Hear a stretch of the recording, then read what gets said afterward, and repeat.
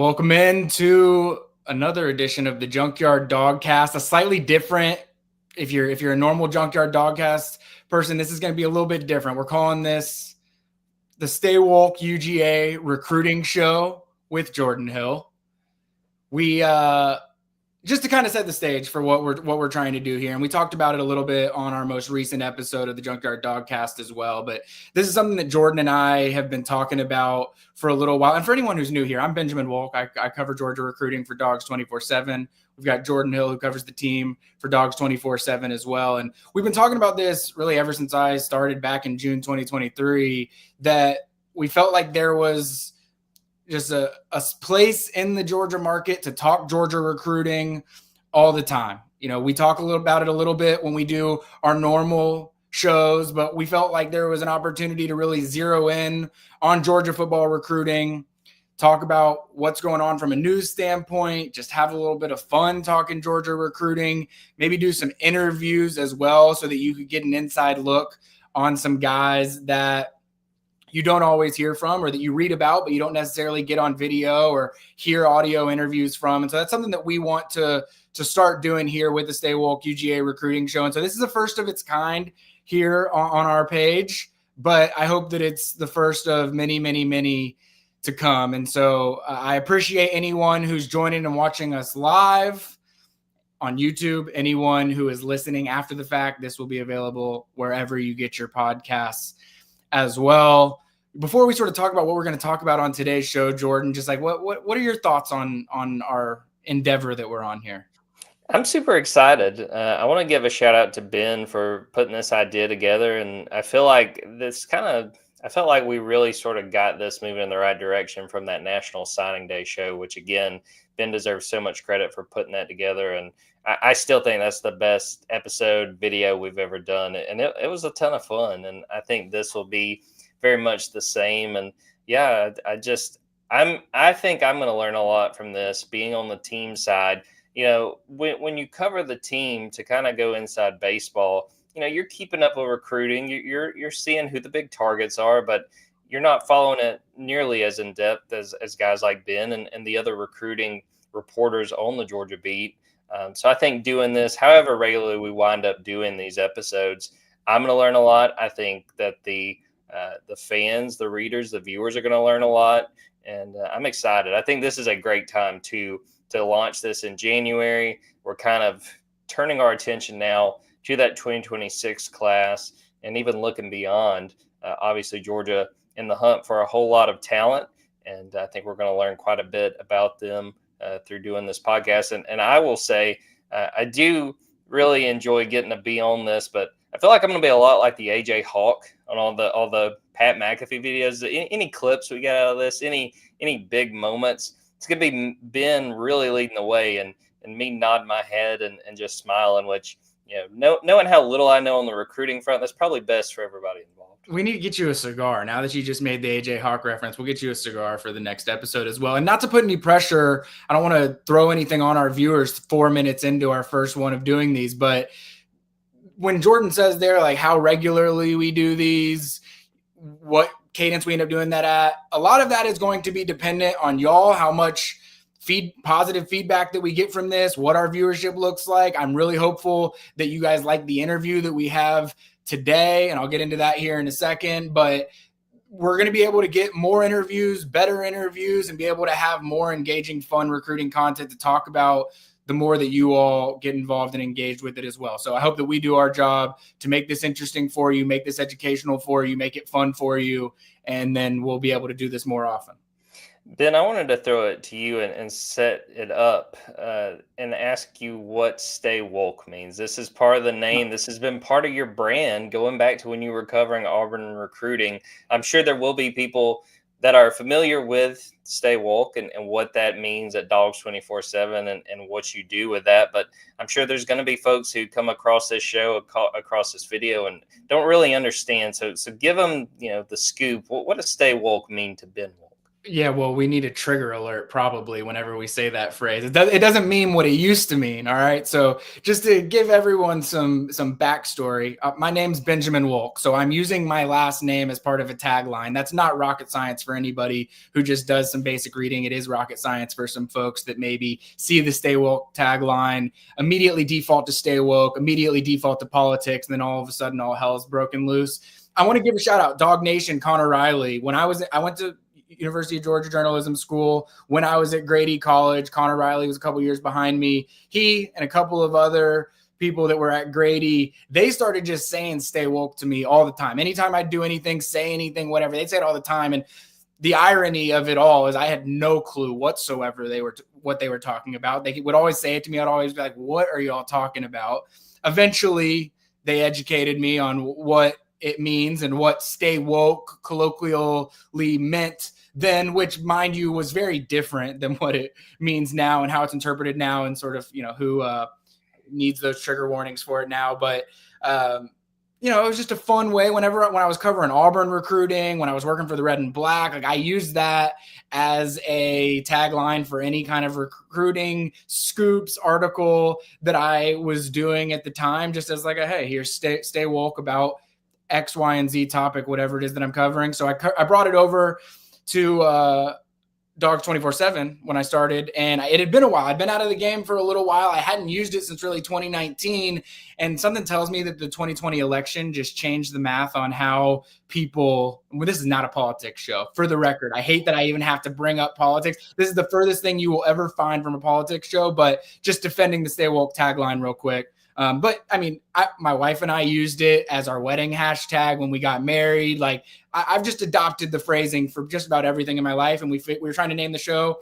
I'm not the most creative person in the world. You wanted it to be, maybe centered around me hosting the show or whatever. So we came up with the Stay Woke UGA recruiting show with Jordan Hill. I'm going to throw in there as well. I'm not including my last name in the title without including your name in the title, Jordan.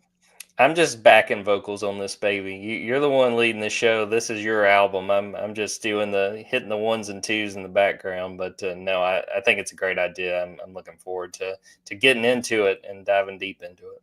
All right. Well, I will say we have a sort of planned structure for how we see this show going moving forward. For those that are listening now and you're adopting it from the very first one, we'll start almost every episode just talking about what's going on in the news of Georgia recruiting, what's happened recently, give you some class updates, anything that we feel is newsworthy, things that we've likely written about over at Dogs 24/7. We'll talk about at the beginning of the show. We're always going to want to have an interview in the middle of the show. We've got a great interview today, about 10 minutes, with Georgia wide receiver signee Talyn Taylor.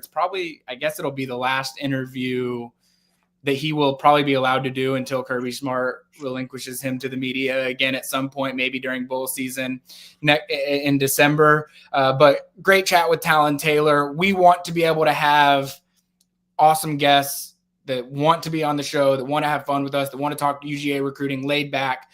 Talyn did a great job of that on this first episode. So we'll dive into that interview somewhere in the middle of the show. And then at the end, Jordan and I just want to have a little bit of fun. So we'll just have some random topics. It'll be centered around Georgia recruiting, but who knows what direction it'll take us. So we'll always sort of have that interview sandwich structure to these shows. So with that, I say we dive right into sort of the news items of the day. And because this is the first one, and because we're really turning the calendar to the class of 2026, the class of 2025 signed in December. There is technically still a February signing day, but Georgia and most other big-time programs aren't really using that nowadays. The focus is really turned to the class of 2026. And so I say we take an early look at what Georgia has in its class already, where it ranks, just sort of what you should know about this class specifically.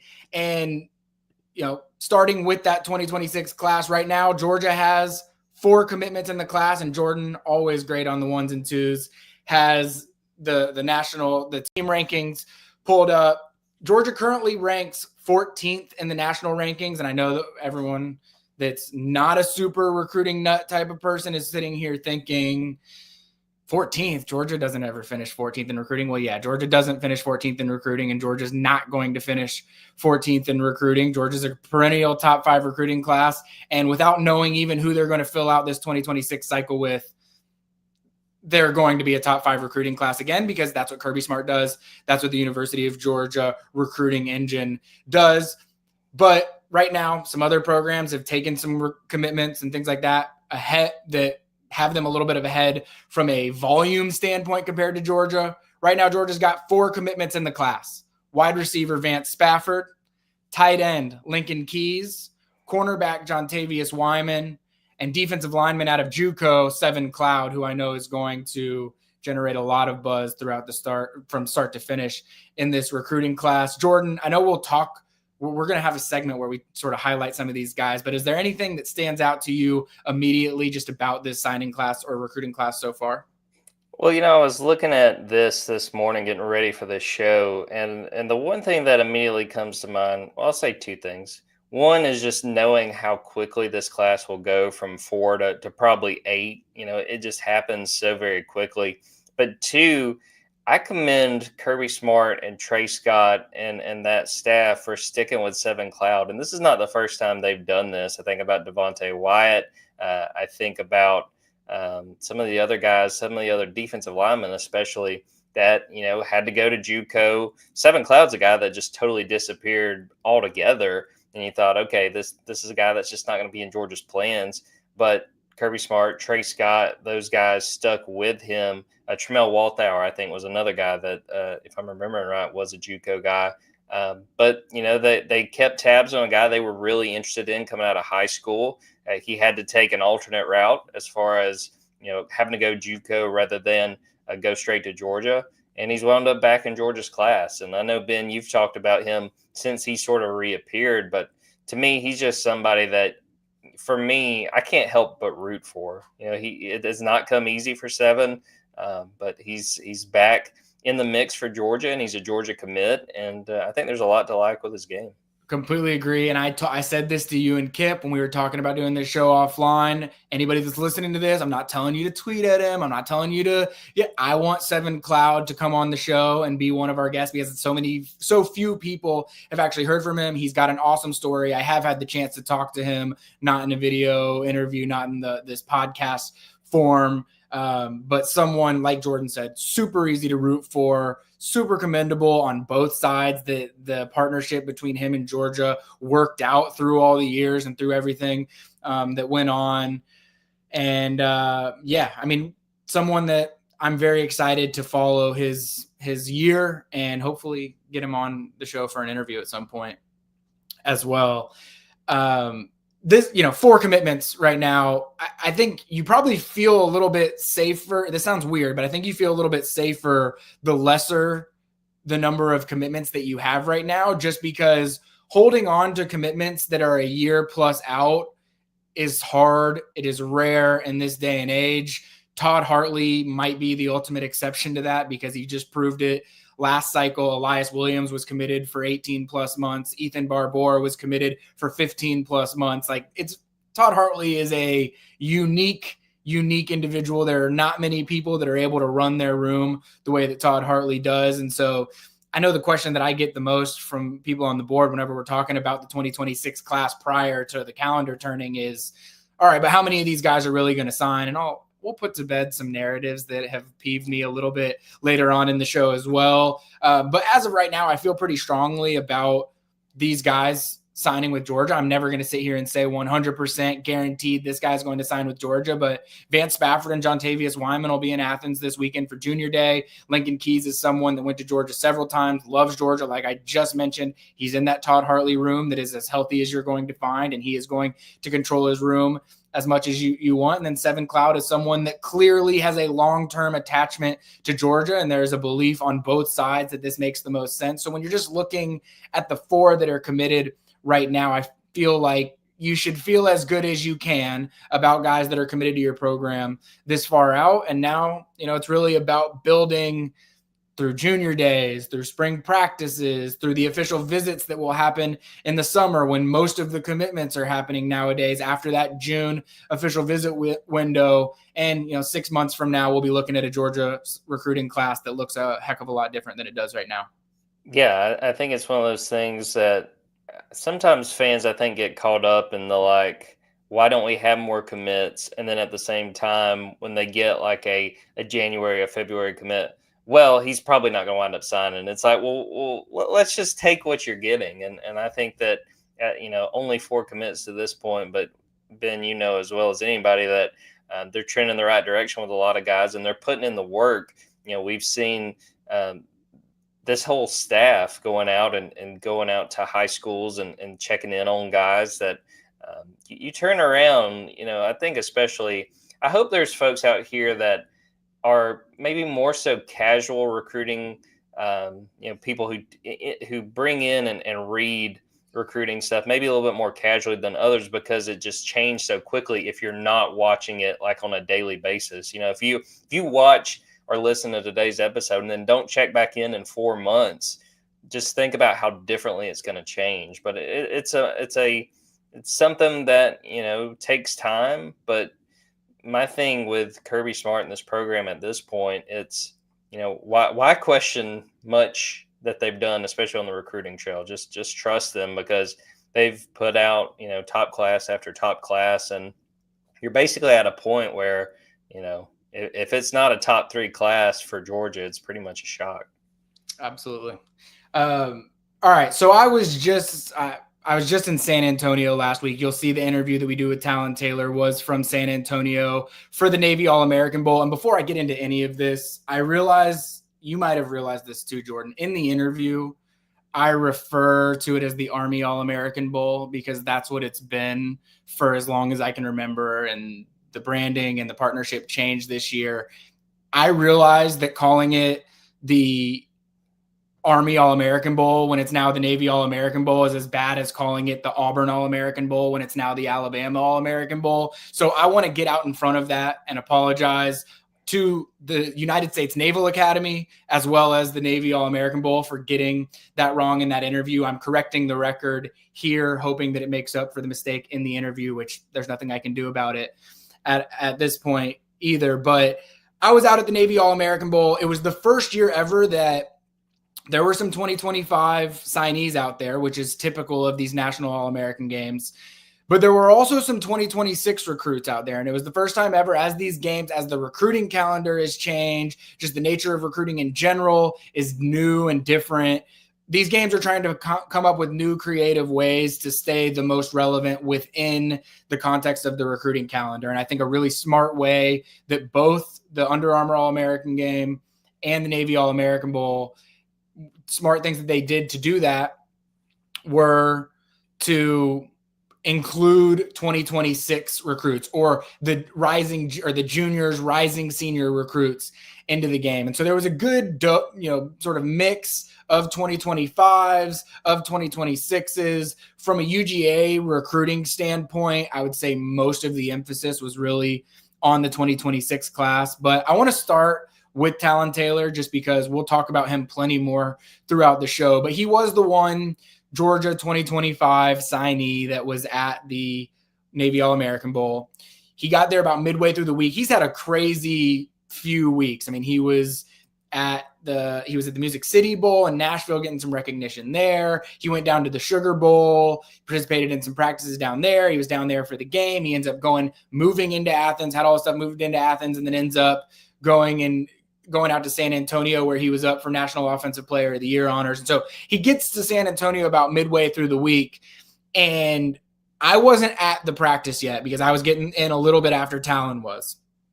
But he steps off the plane, gets to that first practice in San Antonio, and it was within, 5 to 7 minutes of when that practice was scheduled to start that all of a sudden I started getting text messages from other team site recruiting reporters that were there, some of our national scouting team that was there, some of our national recruiting team that was there, and everyone's message was basically the exact same. Oh my God, Talyn Taylor is that guy. And it's not a newsflash for anybody that has followed really, I mean, his senior year. He was dominant during the course of his senior year. But anytime you get out into that environment where you're around a bunch of other nationally recruited, I mean, the idea behind a game like this is you got 100 guys in the game.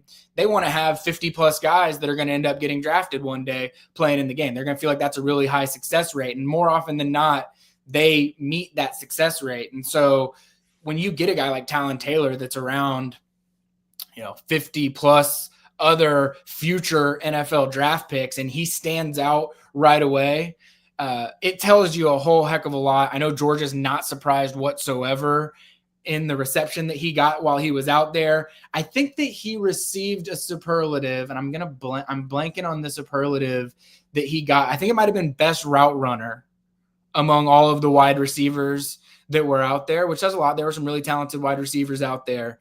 But if you were, it goes without saying because he was Georgia's only 2025 signee that was out there at the game. But if you were to give a, winner of the week down in San Antonio from a UGA standpoint, you've got to give it to Talyn Taylor. He didn't end up winning the National Offensive Player of the Year. That actually went to Antoine Hill from down in Houston County, down in middle Georgia. But he was up for that recognition, blew away everybody that he was with all week. And we'll talk about Talyn more throughout the show. But, Jordan, just a guy that Georgia's got to be super, super excited about. For sure. And you look at the receivers, 5 receivers they signed in this class. I think that just when you take a step back and consider that, it's sort of like a shotgun approach of like, okay, these guys all have different attributes, but we're hoping, at least 2 or 3 of these guys really, really hit. And Ben, you made me a believer in Talyn going back to the summer. I could tell that you were really drawn to his game and what he had shown to that point. And I think at one point, you were hoping to get out there and then because it was going to be like seeing him and Ryan Montgomery, and then Ryan gets hurt. But I think for me, and I'll let you give your opinion, like if you were like, okay, one of Georgia's freshman receivers is going to be a breakout star, my pick would be Talyn Taylor, just on what we've seen. And what happened in San Antonio only made me feel more confident that he would be my pick. I definitely think he's ready. Truth be told, there's some other freshmen that are probably ready, and Georgia's probably going to ask them to be ready. But just the nature of the way that Georgia's recruited the transfer portal at wide receiver, you got to think some of those older veteran guys are probably going to be in the rotation more. But I think Talyn Taylor is absolutely someone that I would expect to break through. CJ Wiley, Landon Roldan, Tyler Williams, like all 4 of those guys are early enrollees. And if they're getting reps year one, it would not surprise me in the slightest.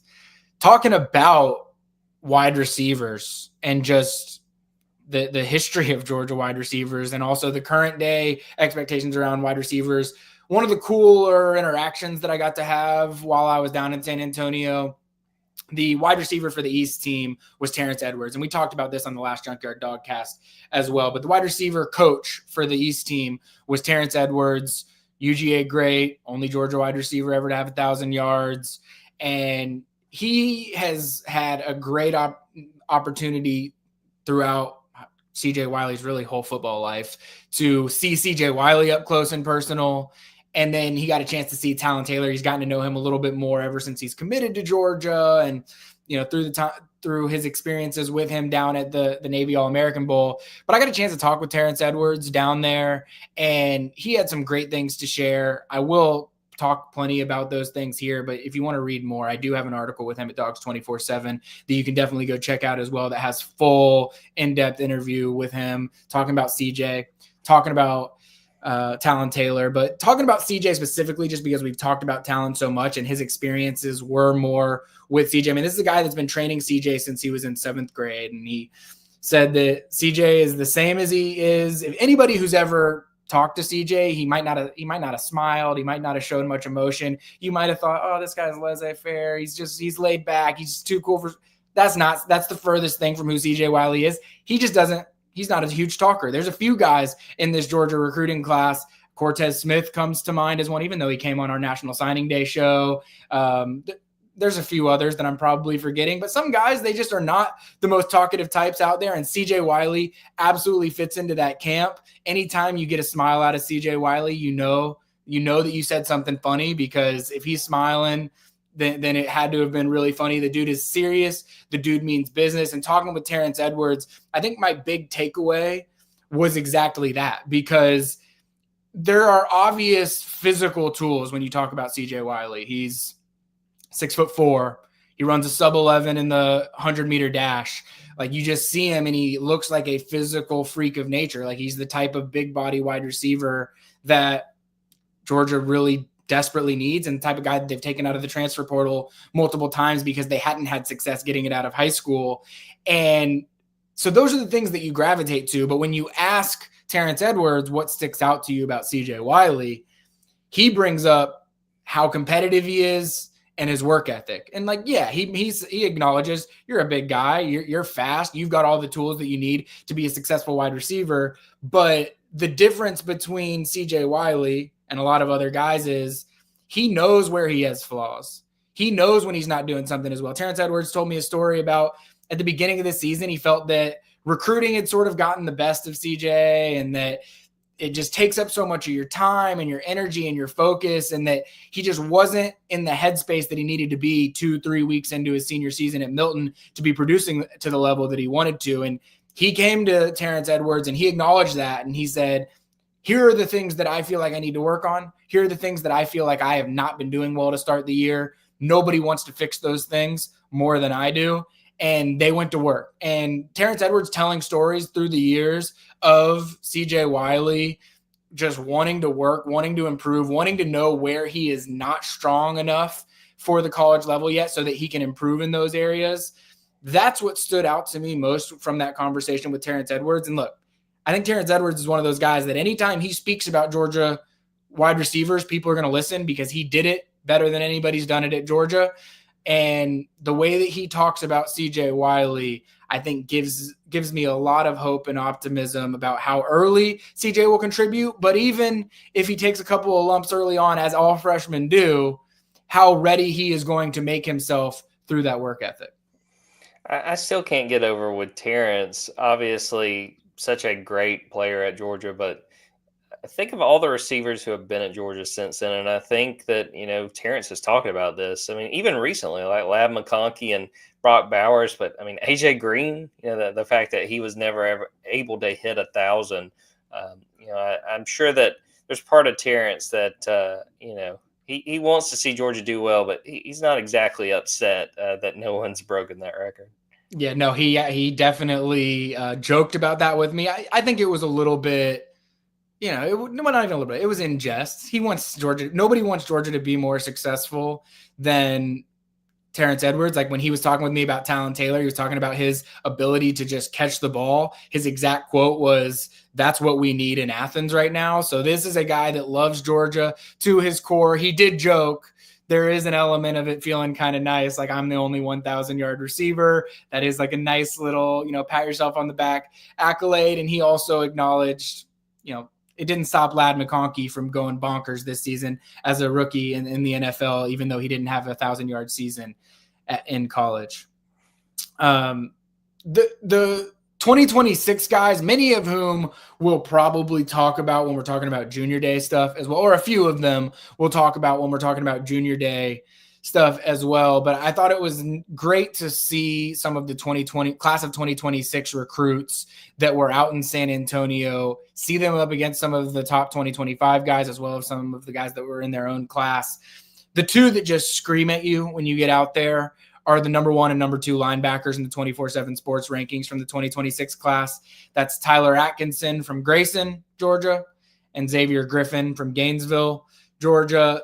They look the part. They're a little bit different in their builds. I mean, Xavier Griffin is more off the edge, pass rush skill set. He's a little bit bigger. He's a little bit longer than Tyler Atkinson is. But Tyler Atkinson, who will be in Athens this weekend and is among the most important recruits that I think Georgia needs to sign in the 2026 cycle. I mean, Tyler Atkinson is just wired like a Georgia linebacker. That's not to say that he's going to Georgia, but it's a guy that Georgia really, really wants. I think his superlative that he won from our national scouting team was the quietest, most dominant week. And it's the perfect way to describe Tyler Atkinson because he doesn't say a whole lot. He's not super flashy when he's on the field. He just does what he's supposed to do. He's been doing it since he was 4 or 5 years old. He's known that this is what he wanted to do and where he wanted to be as long as he can remember. And any setting that I've ever seen Tyler Atkinson in, he has just completely dominated the competition. That was 100% the case again down in San Antonio. Just mentioning a couple other guys that really stood out to me throughout the week from the 2026 class. Bryce Perry-Wright, he's from Buford High School. He's a defensive lineman that will also be at Georgia for Junior Day this upcoming weekend. And then from Sprayberry High School, a cornerback, Jordan Edmonds, who 6'3", 180-pound cornerback.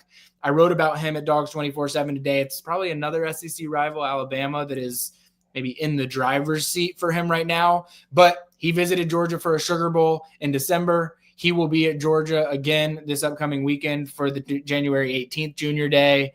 And Bryce Perry-Wright, Jordan Edmonds, Tyler Atkinson, Xavier Griffin, like those are 4 guys that Georgia, that were out in San Antonio, showcased why they're as highly recruited as they are, that Georgia's absolutely going to try and recruit until the end of this recruiting class.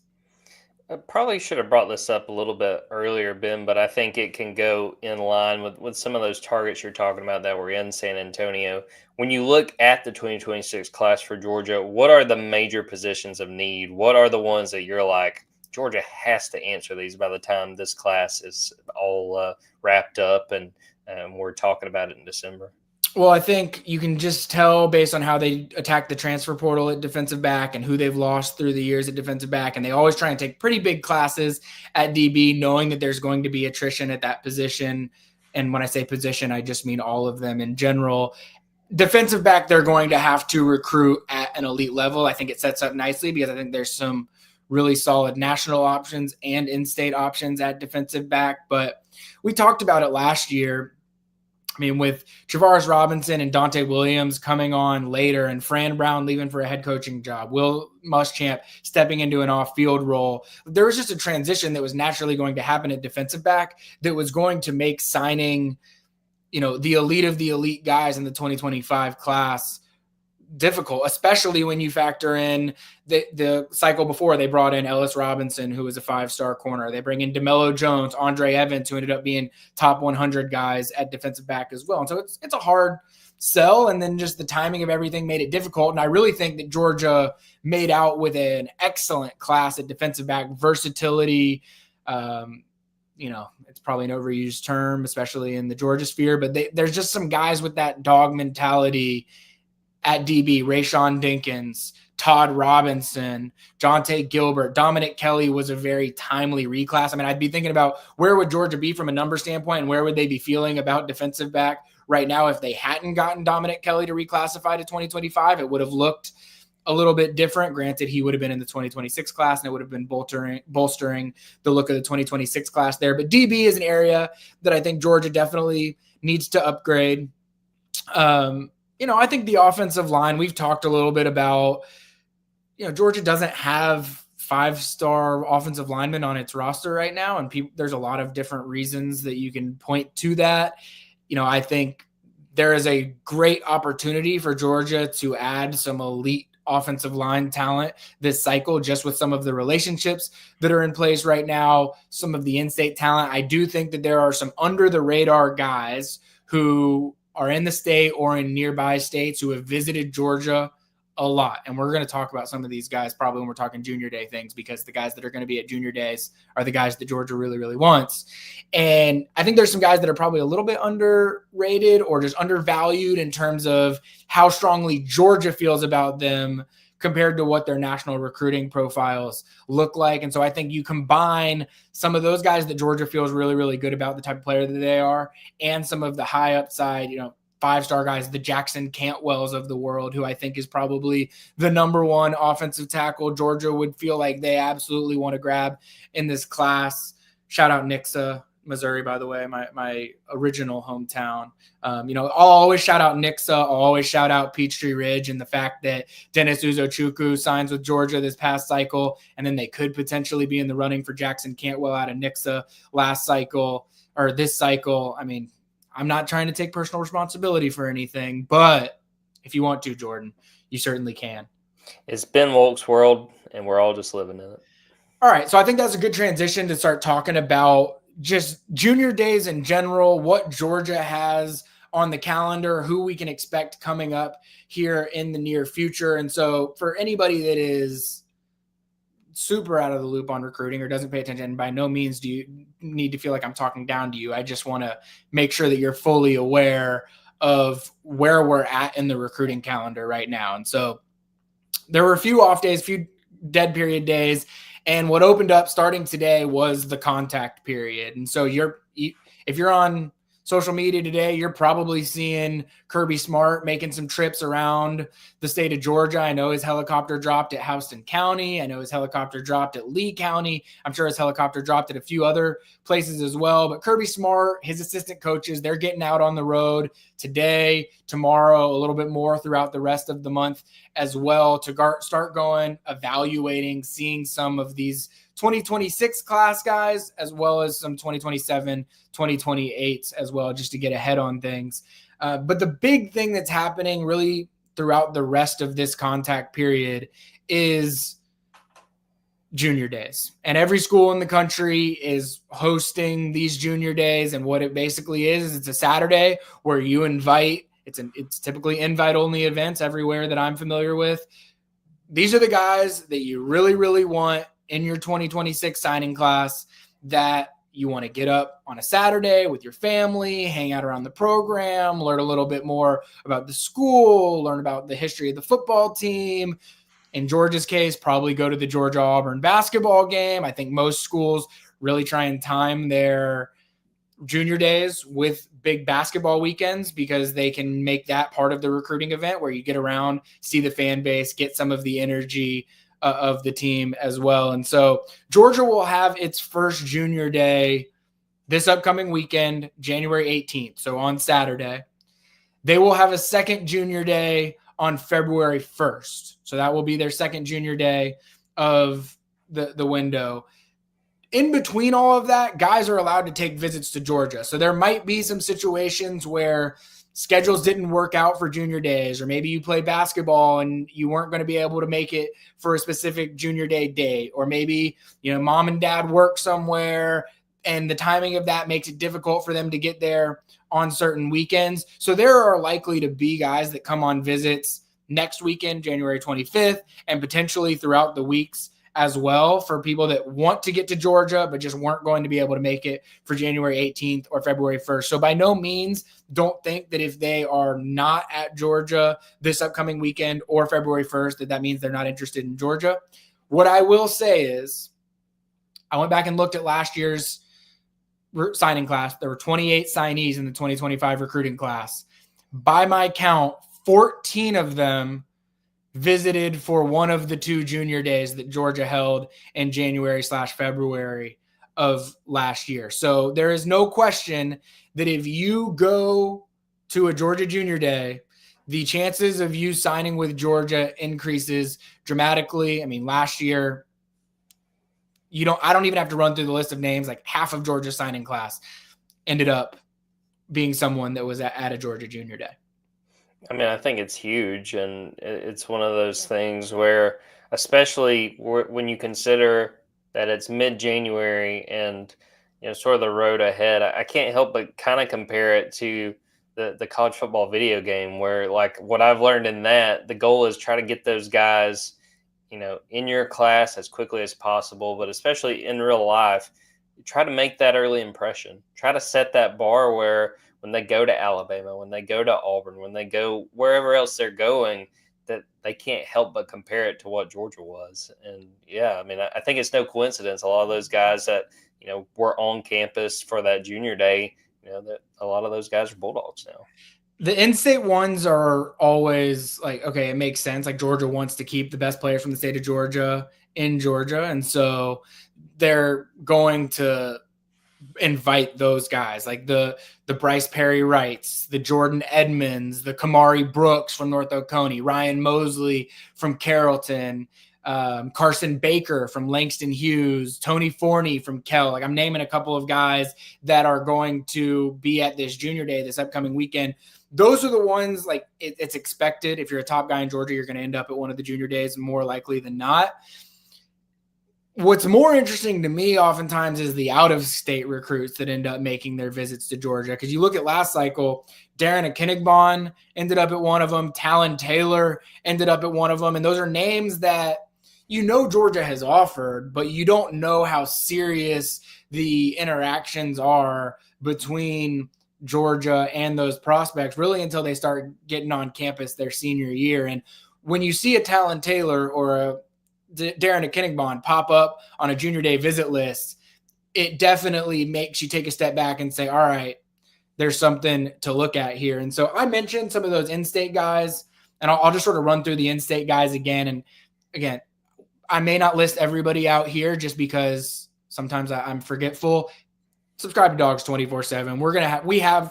If you are a Dogs 24/7 subscriber already, you've likely already seen all of these names that we've mentioned on the board or in articles, but there will be more. There will be names that probably show up on Saturday that I was not aware of prior to that will be up there on Saturday, and we'll have that over at Dogs 24/7. So definitely get over there and subscribe. But just looking at the in-state guys, at running back, Carson Baker and Jay Lamar are two in-state guys that Georgia is going to take a really serious look at. They are going to have some out-of-state guys as well throughout the course of the month, but those are two in-state guys that I'm taking a really close look at. Ryan Mosley and Kayvon, and I need to ask Kayvon how to say his last name. Conciaro, Conciauro. And Kayvon, I know we're gonna get together after your visit this weekend. I'm gonna get that right so I never mess it up again. I saw a picture of Kayvon standing next to Kirby Smart today when he went down to see him at his school. Georgia offered him earlier this week, and he's a guy that I've heard that Georgia and a lot of other programs are really, really high on, and that his recruiting stock is going to increase. But seeing him, Ryan Mosley and Kayvon Conciaro are some of the bigger body wide receivers that I've seen in the state of Georgia, CJ Wiley notwithstanding. A couple of guys that I think have a chance to be really, really good. On the offensive line, Jared Smith from, I want to say, Woodland in the Atlanta area, and then Graham Houston is from Buford, and Graham Houston's a guy that Georgia really, really wants. And I'll leave it at that for right now, because we might have some segments later in the show where his name comes up. I mentioned Bryce Perry Wright, also from Buford. That Buford curse just seems to be going away by the day. I don't know if KJ Bolden put that thing to rest forever, but what do you think? It definitely doesn't hurt. And the thing that's nice about it too, not only did you get KJ and all the Buford curse is done, you got a pretty damn good player. It's not like you just did it and we may never hear from the kid again. For sure. All right, sticking on at outside linebacker, all three guys that I know of that are going to be in town this weekend, they're all from the state of Georgia. Kamari Brooks is from North Oconee High School, state champion, played high school football with Landon Roldan. Dre Quinn from Greater Atlanta Christian, and LaDamian Guyton. So I will call this out. This is a junior day. If you get invited to a Georgia junior day and you are not a junior, you are one hell of a football player. And LaDamian Guyton, it is no secret to anybody that has been following recruiting. He just transferred from Savannah Christian to Benedictine Military. I think it's Benedictine Military in Benedictine. I don't know if it's military, but Benedictine in Savannah. He's our number one edge in the 24/7 sports rankings. As ridiculous as it is, I put in a LaDamian Guyton crystal ball his freshman year of high school because he was so good, so talented. I just looked at him as a guy like, Georgia's just not going to let this guy out of the state. Not a foolproof crystal ball by any means, but just someone that I don't see Georgia letting leave the state. I already mentioned Tyler Atkinson at linebacker, another guy Georgia would love to have. He visited for Sugar Bowl practices. Now he's back for a junior day. And then we talked about defensive back, how important it is, and getting some of the guys in the state. I mentioned Jordan Edmonds from out at San Antonio for the Navy All-American Bowl. He's going to be at Georgia this weekend. Jontavius Wyman, who's committed to Georgia right now as a defensive back, he's going to be there. And then Tony Forney from Kell High School is going to be there as well. But it's really the out-of-state guys, and I'm not going to go position by position like I just did with the in-state guys, but Vance Spafford, who's committed to Georgia right now, a wide receiver, Davion Brown, who's from the East Coast, blanking on specifically where he's from, but I know I was talking to my guy, Brian Doan from our national team, who covers sort of the Atlantic coast for us. So Davion Brown, really talented wide receiver that Georgia just offered recently as well. Desmond Green is an offensive lineman. I was talking earlier about offensive linemen that are maybe, I feel like, nationally ranked below how Georgia feels about them. Desmond Green is 100% that guy. I feel like he was at every single Georgia game that I can think of this past year. He was at Georgia's spring game dating back to last year. He's going to be on Georgia's first junior day of the year as well, which should tell you a lot about where Desmond Green lies in the minds of Georgia compared to maybe where his ranking is right now, which again, and I'll say this, that's not me taking a shot at our rankings team. I think our rankings team does an unbelievable job. I was just down with them in San Antonio for the past week. They are as thorough of a group of people as you're ever going to find. I know people love to bash on the rankings teams anytime that they feel like they got a guy wrong or that a Georgia guy got dropped in the rankings or whatever. And there is no ill intentions with anything that they do. Andrew Ivins, Hudson Standish, Mike Roach, Gabe Brooks, Greg Biggins. We got an unbelievable group of people that have great coaching contacts to be able to get feedback in the industry, that also have great eyes and know what they're seeing, and they have very valid football reasons for the way that they have things ranked. It is so early in the 2026 cycle. I mean, they are still trying to get the 5 stars nailed down for the 2025 class to wrap that ranking up. What the 2026 rankings look like from an individual standpoint right now are so different from what they're going to look like in the middle and at the end of this cycle. It's not something that I would get worked up over whatsoever, ever. I would never get worked up over it, period, but certainly not right now. And Desmond Green's definitely one of those names that I would mention as someone I could see being a riser. Ben, I just wanted to say to that point on our recruiting team and the rankings, the thing I appreciate, you have a lot more experience firsthand with this, but just hearing from you, when you've sought their input on guys and really more so wanting to know some of the rankings, it seems like they come to you with an answer. They come to you with, this is why we have this guy ranked this way. It's not so much this is the way it is and just get over it. Like, it feels like, they show their homework. And I feel like, you're not going to agree with every ranking. And if you go to all the different recruiting sites, there's going to be guys that are very high on one side and lower on others. I appreciate our team and being willing to work with the recruiting writers and say, look, this is why we have this guy where he is. Let's show our homework. Let's show why we have him where we have him.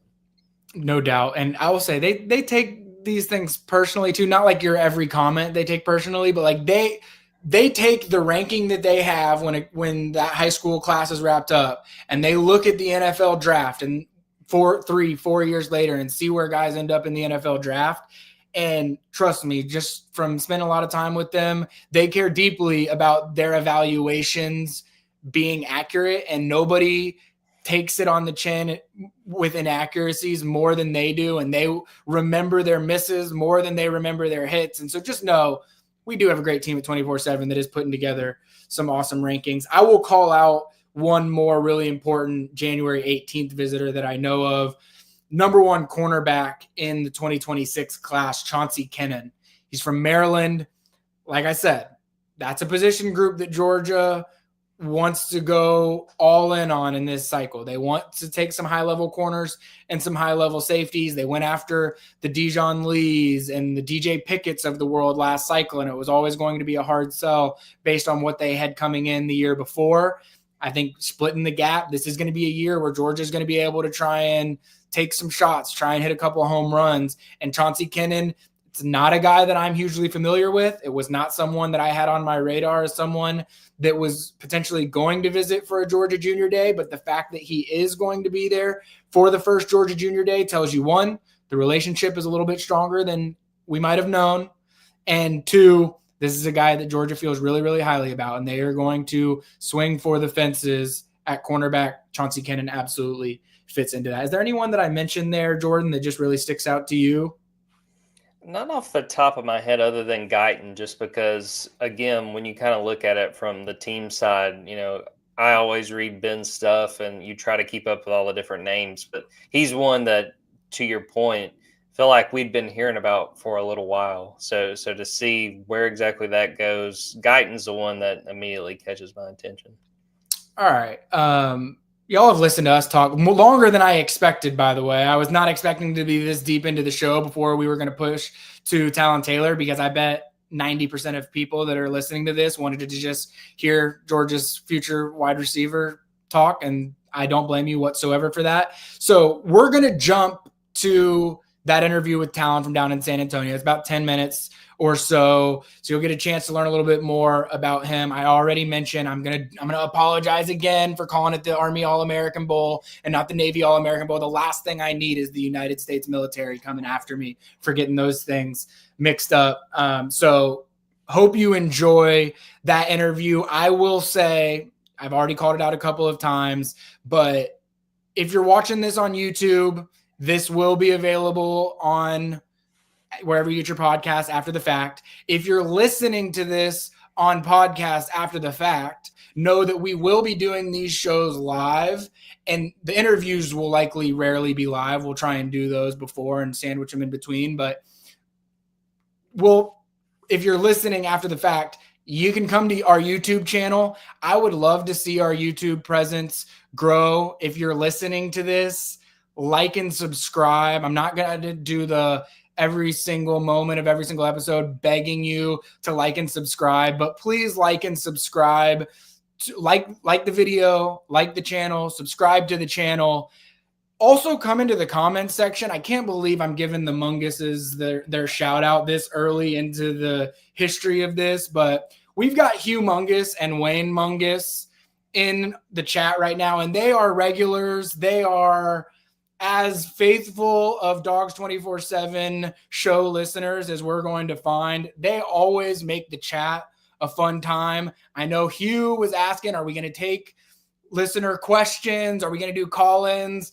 I don't know if I trust Hugh and Wayne enough to be on a live show to be able to do that, just given some of their antics in the chat. But if they recruit enough people to be in the chat alongside them, or if those of you that are listening to them say, you know what, let's go have some fun with Hugh and Wayne in the chat, you guys absolutely should join them. And the more we see, maybe we will start taking some questions. We're not there yet, Hugh. I'm sorry, we're not there yet, but maybe we will get there eventually. So we're going to jump to break. And then when we come back, Jordan and I are going to have a little fun talking more Georgia recruiting stuff.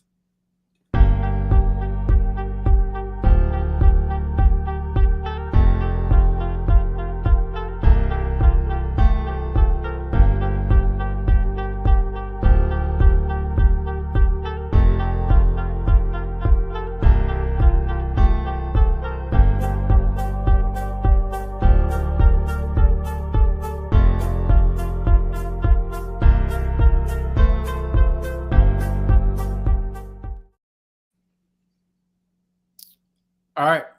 I didn't know you were cutting to me, Jordan. I thought we were just going to dive right into the Talyn Taylor interview. Oh, we can jump right into it. Let's do it. Here in the Alamo Dome, I'm here with. I'm gonna boost you up real quick because you deserve it. 84 catches this season, 1,600 yards, 1,617 yards to be exact. 24 touchdowns, which is crazy. 24 touchdowns on 84 catches is insane. I feel like every time I was covering doing my weekly roundup of Georgia recruits, I feel like you had 3 touchdowns every time. But top 50 player in America. We're here at the Army All-America Bowl, and you're up for National Offensive Player of the Year. What's it like being down here, up for yet another recognition? I mean, it's a great honor. It's a great honor to be down here. Playing with the best in the country. Best in the country at this game. I'm practicing against them, with them. It's a great just being here and having the honor of being here. And I just thank God and thank everybody for allowing me to be in this position. I mean, you're a guy that, you've already been at Sugar Bowl practices. You've already got all the accolades, anything that you need. Like, what made you actually want to even come down and do this last event? For me, it's honestly it's something that I had the honor of being invited to and that I committed to. So, might as well just go with it and just play in it. You know what I'm saying? I said I would play in it, so I'm going to play it. Awesome. So I know we were just talking about this before we got on, but it's been a crazy few weeks for you. You were at the Music City Bowl, you went down to the Sugar Bowl, you've been doing Sugar Bowl practices, now you're down here. Are Are you ready to finally be at Georgia full time? Yes, sir. Yeah, I'm ready to be at Georgia full time for sure. So I said we talked about this right before we hopped on, but you're already moved in. Yeah. You're rooming with Tyler. Do you know any of his living habits yet, or anything that you gotta get used to? Nah. We both pretty normal. We both chill. We both cool. So I mean, nothing really wrong there. So you got a chance to do the Sugar Bowl practices, be down there for the Sugar Bowl. It's always a unique experience, obviously, because you're not getting to play in the game, but you're getting to experience everything that goes along with it. Just right. Tell me about that experience. Like, what went into that for you? It was a great experience. You know, it was great being down there, practicing with them for a week, acclimated to all the different things of college and all that stuff like that. It was great being able to watch them play in the game and being on the sideline there, just watching everything go on, just so up close and personal. I took everything in and just took nothing for granted from that. Was there any learning experiences for you? I mean, obviously the results of the game didn't go the way that everybody would have wanted, but I'm sure being in that locker room, there's probably some takeaways for the future for you. Was there any learning experiences for you from that? Definitely just always give it 100% in your effort, you know what I'm saying? Just never because you never know when it could be your last game, you know what I'm saying? So that's all I took from that. For sure. I know, you have seen Georgia practices in the past. It's probably a little bit different beast to participate in Georgia practices. Yeah. What was your takeaways from actually being a part of the practices compared to having seen them up close? The practices are definitely faster, definitely faster pace. Everybody's good. You know what I'm saying? It's just all you gotta do. You just gotta compete. You just gotta want to compete. And you gotta want to be there. You want to give your full effort and stuff like that. For sure. So. We've had this conversation in the past, sort of talking about how Georgia, taking you back to actually making the decision on Georgia. And I know years ago, Georgia was a school that you had interest in, and there really wasn't any communication there. And you and your mom took some initiative to, reach out to Georgia. Obviously I'm aware of the story, but for those that don't know the story, can you tell the story of how it started with Georgia and how it got to the point that it got to? Yeah. So I just told my mom one day I wanted to go visit Georgia. I wanted to go see Georgia, and at the time I had no connections there at all, whatever. So, we just sent a message to a person on Georgia, and they responded back. And then after that, I got set up on an unofficial visit to one of the games. I think it was I don't know if it was Georgia Tech. I think it was a Georgia Tech game. I think so, but I went to that game, and then after that, just fell in love with Georgia and then the staff there, and then everything's been cool since. I mean, it's not every year that an elite wide receiver from the Midwest shows as much interest in Georgia as you did. I mean, you had Notre Dame, Ohio State, wide receiver powerhouses that wanted you as badly as Georgia did. What was it ultimately about Georgia that allowed them to win out? Definitely just wanting to be coached to the fullest potential, be pushed, playing with the best competition. I've always wanted to play in the SEC, so that was one thing that went to it. If you're going against good player talent, your level of play is gonna go up too. So that's something that went into it, and then there's a lot more stuff that I just can't think off the top of my head right now. Go back. Well, when was the moment you knew for sure? Do you remember the moment where it was it's Georgia? Yeah, definitely probably just a couple weeks after my official visit. Just talking with my family, stuff like that, and just making sure everything was cool with that. And then after that, that's when I made my commitment. All right, cool. So like I said, Georgia fans are super excited about this wide receiver group. I don't have to rehash to you who all's in this class, but from your experiences with them, I kind of want to get your take on some of these guys. So I think you saw Tyler, Landon, and CJ at practices. I'll just run through the three of them. Tyler, what stands out to you about him? He's smooth with his routes. He's a smooth route runner. We all smooth. We all good.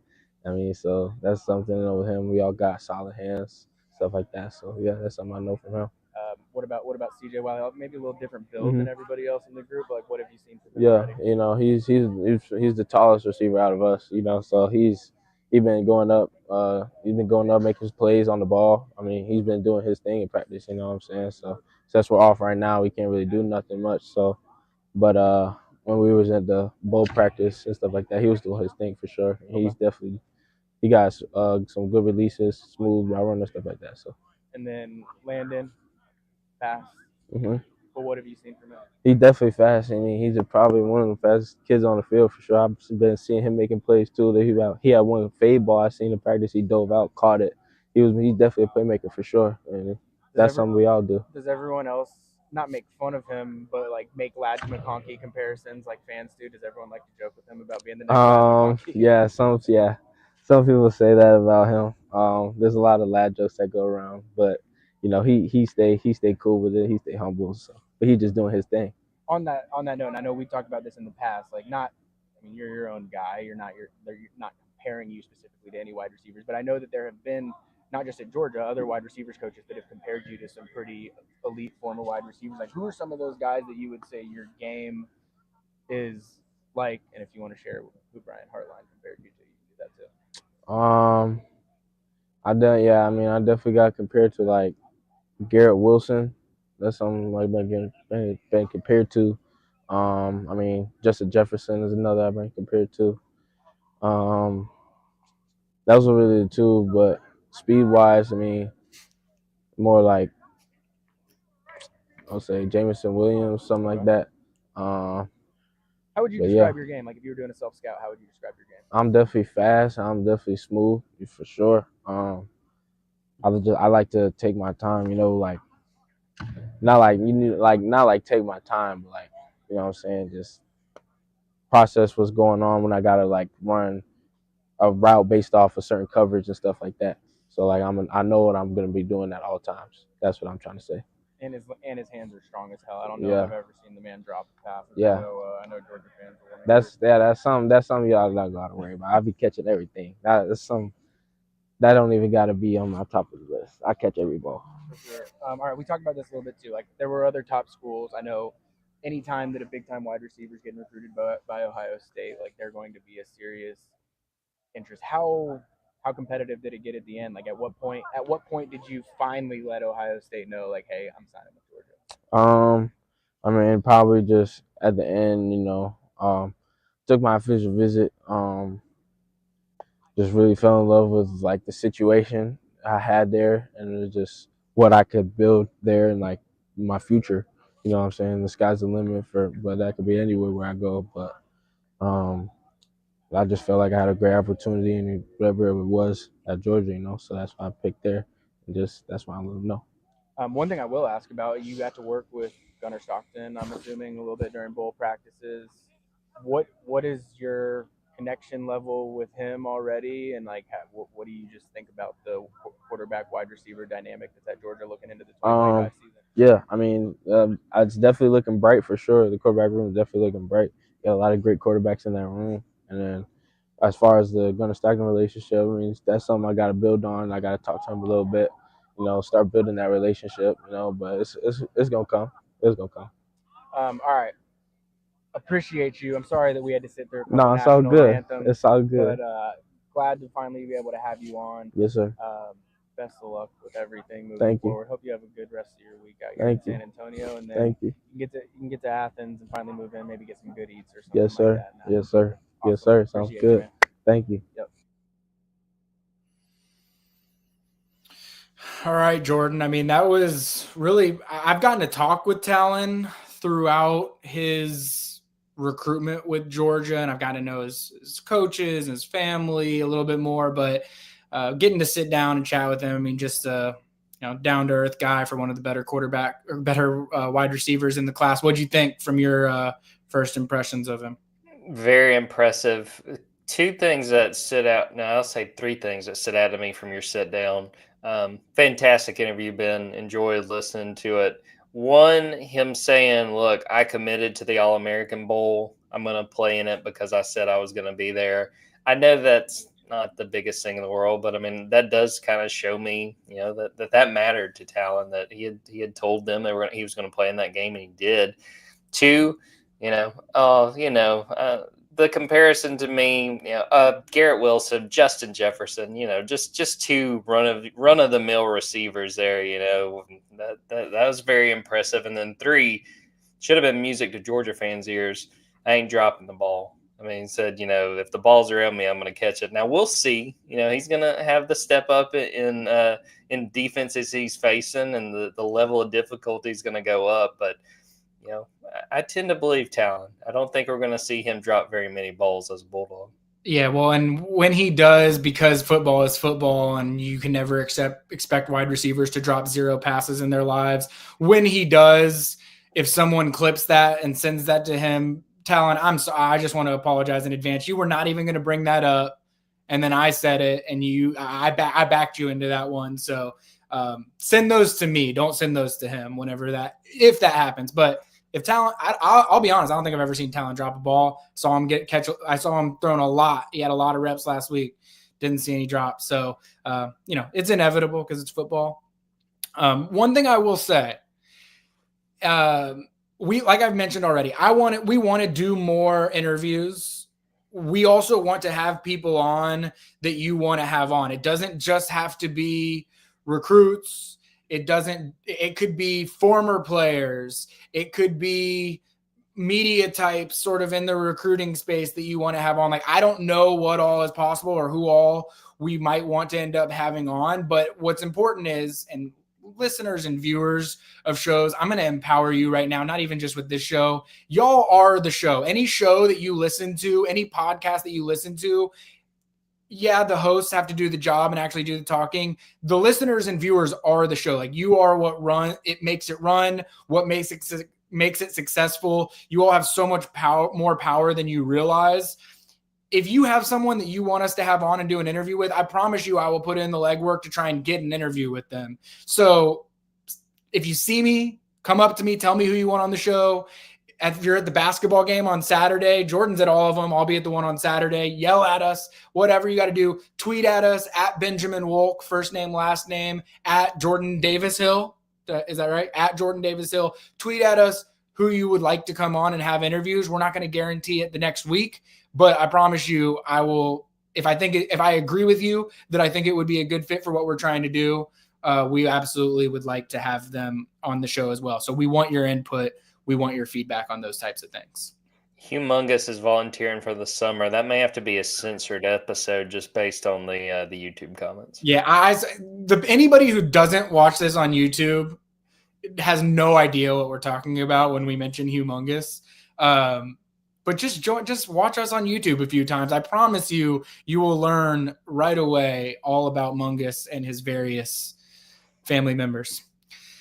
All right. I would love to, Jordan, I don't know if you have it pulled up. I'd love to show some Talyn Taylor highlights just for anybody that's watching on YouTube. So if you're listening on podcast, Jordan might have to do some work behind the scenes, or we might leave this in so that if you're listening, it's like, hey, come watch us on YouTube as well. But I did want to show some Talyn Taylor highlights just so we're not sitting here saying, hey, this is what Ben and Jordan and Talyn think about Talyn's game. The proof is in the film, and there are a few people that have better film than Talyn does. And what I will say as Jordan's getting this pulled up as well, we've mentioned it already, smooth route runner, strong hands, can run the full route tree. Like when you watch Talyn Taylor film, you're watching someone that you feel like can do just about everything. And also, hey, this is our first show. Oh, here we go. Yeah, I'm not sure why it's not letting me go full screen. You know what? Let's chalk this one up for a lesson learned. We'll table this. We will show you Talyn Taylor highlights the next time we do a show. Jordan and I will make sure that we know how to best show highlights for future episodes. So we'll bag it for now. Jordan, don't take it personally. We're all learning on the fly here. But just know, go to Huddle, watch Talyn Taylor's highlights. He's sick. He's an awesome football player. There's a reason why I wanted him to be on. It worked out conveniently that I was with him in San Antonio, had the opportunity to sit down with him. But also, he's a great player. He's someone that I know Georgia fans are really excited about. There's a reason why I wanted to have him on as our first guest. We're going to give it one more go. I clicked out of it and clicked back, so I think we might be okay. Just hold for 1 second, getting it back to the start. Oh, never doubt Jordan's determination. Here we go. And one thing I'll say about Talyn while we're watching some of these clips is I did the future dog watch every week during the season. And, you go through, you find how every single Georgia commit played in their games the past weekend. And even the most high profile guys, like the guys that are 5-stars, like you're going to come across a game where you had 3 catches for 12 yards, or a running back that had 15 carries for 70 yards. And it's like, it doesn't just wow you, but I still include it in there just because it's important for you to know what their production level has been. Talyn Taylor, and I'll give Landon Roldan this accolade as well. I do not think there was a week that went by where I was putting what they did in their game the past week where they didn't have a touchdown. And I will say Talyn Taylor and Landon Roldan in multiple cases had 2-3 touchdown games. I mean, I said it to Talyn when I was interviewing him, like, I think there were 3, maybe 4 3-touchdown games that he had during his senior season. And so he was always a safe bet for a productive game. It was always, he probably led the league in the number of times that I used his photo as the main photo for the article, because that's how many times he was the top performer of the week. But as you're seeing, he's lining up all over the place. He's inside, he's outside, he's run just about any route in the route tree that you could ask of him. And he mentioned it. I mentioned it. His hands, Terence Edwards, the very first thing that he brought up to me when he was talking about Talyn was his hand strength, and just the fact that he attacks the football, he high points the football, he's always catching the ball away from his body, and the drop rate is non-existent.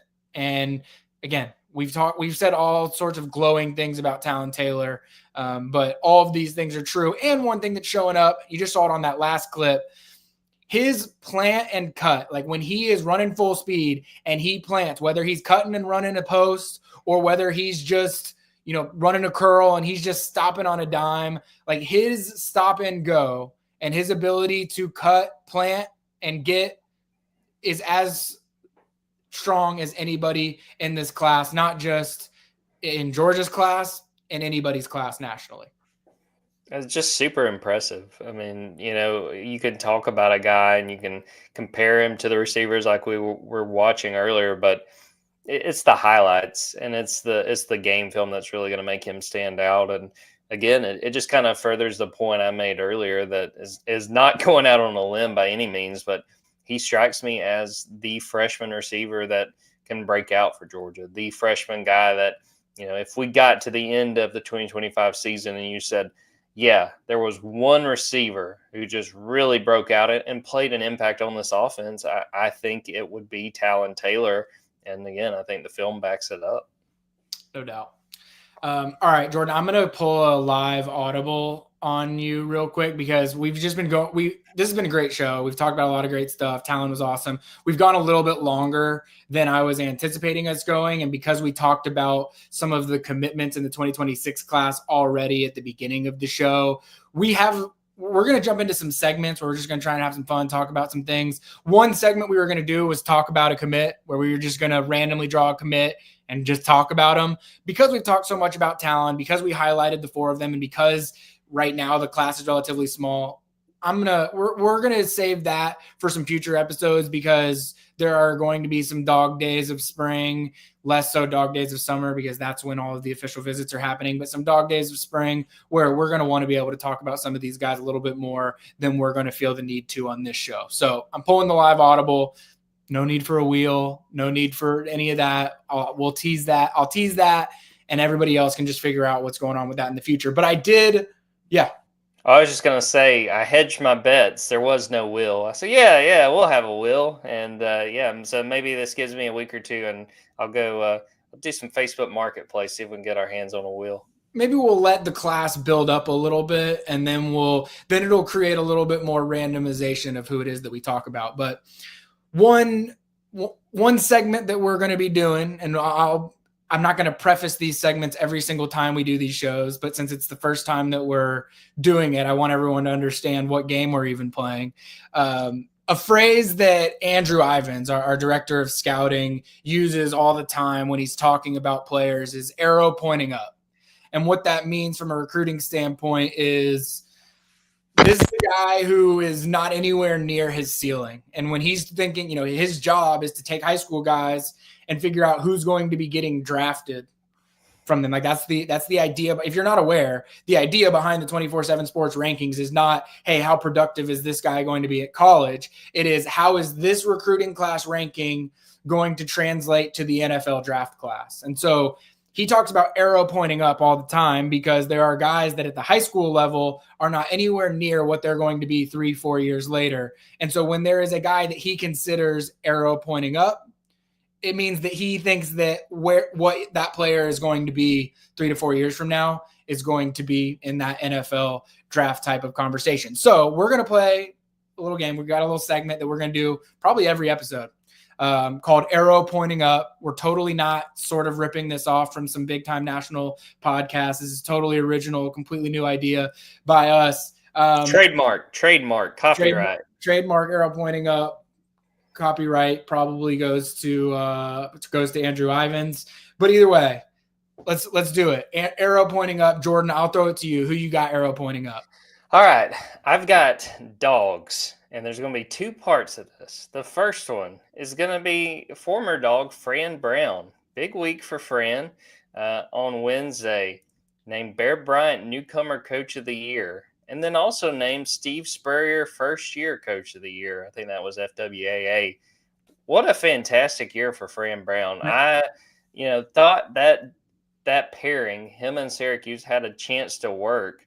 But what did they end up, 9-3? I mean, they were fantastic. They beat Miami. He's thanking Dabo after that game. Or, he's saying, hey, you're welcome, Dabo. You're welcome, Dabo. I got you in the ACC title game.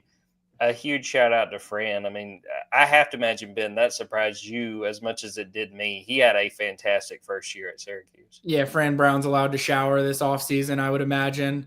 9-3 is crazy. Knocked Miami out of the playoff race. I had no doubts about who Fran Brown was as a coach and his ability to motivate the people around him. Obviously, his recruiting acumen speaks for itself over his entire career as an assistant coach. But to do what he did year one at Syracuse, which, mind you, is not the most – it's not a Power 4 job where everyone screams and says, oh, you're going to go there and be able to be successful right away. Like, it's a place that you would imagine is going to take some time. He did a great job in the transfer portal. Hell, I mean, he had the leading passer in all of college football this season in Kyle McCord. So impressive stuff year one from Fran Brown. And then the second part, the dogs. I'm going to talk about my dog, Maya. She turned 4 years old today. She, if you follow me on social media, you get to see her every Monday. She is a Staffordshire Terrier. It's sort of like a pit bull, but Maya Monday is usually a thing. And if you follow me on Twitter during the football season, we do the college football pick'em. There's about 100 people in there, and Maya is one of them. And she never picks a cat. She does not pick birds, not a big fan of birds. And Ben, if there's a dog in the game, she's picking the dog. She's got to stay with, she says, pups stick together. So happy birthday, Maya, 4 years old. Had to shout out a damn good dog.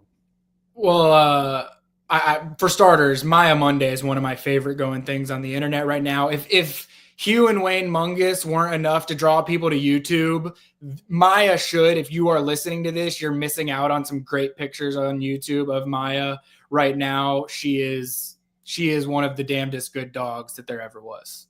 Yeah, I'm a little biased, but when you're thinking arrow pointing up, you got to give it to a damn good dog. No, I love that. All right. For me, arrow pointing up, I'm actually going to go with one from a recruiting. As you can see, this is not intended to be entirely recruiting limited, but I will start with a recruit one. I had a conversation yesterday. I'm not teasing any specific future rankings, but our scouting team is taking a look at the 2025 class, trying to get that shored up so that there is the official final rankings.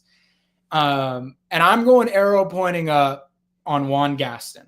And this comes not as a surprise because I think very highly of Juan. I've seen him play basketball, very talented basketball player for his size, but he was someone that really, really impressed folks down in Orlando for the Under Armour All-American game.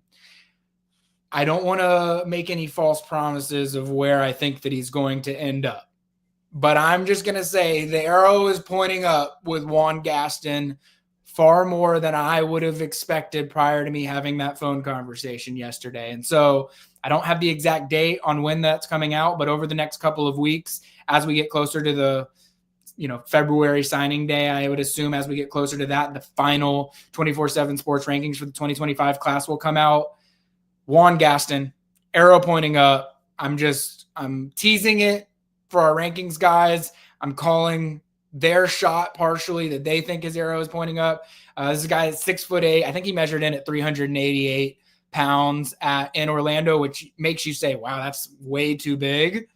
And then he goes out and athletically, he was as good as any offensive lineman that was down there. I think that it blew away our scouting team how well he moved at 388, knowing that he's not going to be playing at 388 at Georgia. When I talked with Stacey Searles down in New Orleans for the Sugar Bowl Media Day, I brought up the fact that he had measured in at 280 or at 388, and they've got a cardio club at Georgia. The cardio club is for anybody that's over certain body indexes. I don't know exactly what metrics they use and what you have to be under, but Stacey Searles joked like, yeah, get ready for cardio club, because that's probably when you're weighing in at 388, that's where you're headed. And I've actually talked with Juan Gaston in the past. He knows about cardio club. He's looking forward to cardio club probably about as much as a human being can look forward to cardio club. But without question, Juan Gaston, arrow pointing up. Yeah, I mentioned one. I would plug, I did my way too early offensive depth chart for Georgia in 2025. And, obviously as one of the newcomers on the offensive line, he's very low on that depth chart. And I'm pretty sure my words were essentially, he won't be this far down on the depth chart for very long. He's a guy with a very bright future. I like that pick. I think he's going to be a guy that, you look 2-3 years down the road, once he's learned what it takes to play offensive line in the SEC, once he's gotten that cardio, once he's gotten in better shape, I think he's got the makings of a hell of an offensive lineman. Absolutely. And then also arrow pointing up. I haven't been to one of these yet, Jordan, but I'm curious. Are you familiar with the Athens Rock Lobsters? I am. I have not been yet. My wife and I are going, I think, January 30th, but I've heard nothing but good things. But give us what your thoughts are on the Rock Lobsters, and I've got a little show and tell once you've kind of given your thoughts on them. So I haven't been yet. I will admit I'm not entirely well versed on like what league they're playing in and what level of hockey it is, and I should probably know that. And someone listening to this is going to be punching air right now because they've probably been to an Athens Rock Lobster game and had a blast, because everyone that I've talked to in the Athens area that's been says that they're awesome. So the Athens Rock Lobsters, for anyone who doesn't know, are a new minor league hockey team that's playing in Athens at the Classic Center. So downtown Athens, great venue for it. I've seen some videos from people that have gone. Looks like a great time. I don't have any kids myself, but I've talked to some people that have kids that took them. They said their kids had an absolute blast. It's a good, almost like ease your kid into a sporting event type of environment from my understanding. But yeah, hockey in Athens, Georgia. I will be finding my way to an Athens Rock Lobster game at some point here in the next few weeks. Yeah, I was going to pull up some of the gear because, oh my God, I love, look at this. Look at some of the stuff. This right here, this is not an advertisement for the Rock Lobsters. No, heck, advertise them. Come, you advertise with us, Rock Lobsters. Yes. But look at that. This logo is badass, man. I love this. Yeah. Oh, yeah. I'm going to have to get some Rock Lobster gear, no doubt about it. But arrow pointing way up on the Athens Rock Lobsters. Have no idea what caliber of hockey team that they are, but the vibes alone, arrow pointing up. I'm a big I went to a fight and a hockey game broke out. That's sort of my mentality with going to hockey games. I love it. All right. This is a segment that I'm very excited about us doing throughout the year, because I think it has a chance, one, to make, we're the gurus, right? We're the experts. We're supposed to know everything that's going on. We'll see about that. So this one right now, because I don't have a better name for it, we're calling it Predict a Commit. And so what we're going to do is every episode, I know a lot of people listening to this say, okay, yeah, this is great. We're talking recruiting. We want more recruiting info, but who's Georgia going to sign? Who's going to end up being in Georgia's recruiting class? And so what Jordan and I are going to do is every episode, we are each going to pick a guy that we think ends up signing with Georgia. And we're not going to revisit it every single episode. We're going to pick our guy. We're going to talk about why we're picking that guy. And then we're going to keep a running tally of it. And at the end of the year, when we do our end of year episode, hopefully that has a lot of the signees on it like we did this past year, we're going to see and revisit who had some great choices, who had some bad choices, which I'm sure there will be a little bit of both. Jordan, we're always, we'll add this caveat, we're always going to pick different guys within the same episode. But if I pick someone this episode, next episode, Jordan could pick that guy as well. So there will be some overlap between our lists when we get to the end of the year. But Jordan, I'll give you the courtesy of starting here. You're giving me the right of first refusal here. I'm going to take you back to June, Ben, and I'm going to take you back to June 6th. There was a kid that committed to Georgia, and we wrote about him.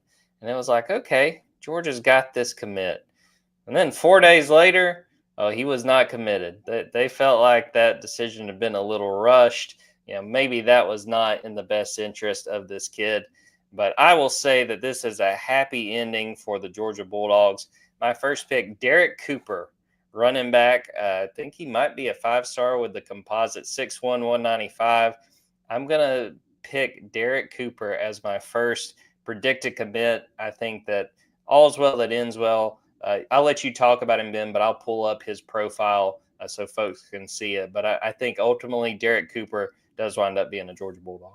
I love that pick. He was not on my radar for this first pick, and now I kind of wish that he had been. I will also say, as a little tease for some of the things we'll talk about on the next edition of this, I'm sure, he is scheduled to be at the February 1st Junior Day that Georgia has as well. So going in line with guys that will be at Junior Days and the high rate of signature, I think that's a great pick. Like you mentioned, he did commit to Georgia publicly. He put out a graphic last June.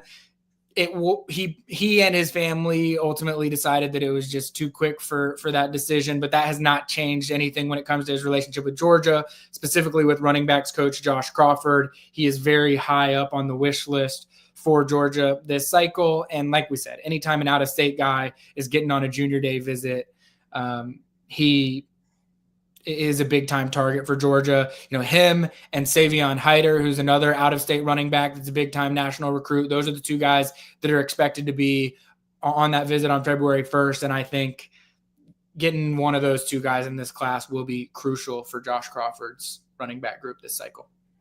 Yeah, I'll shout out to bring this back up earlier.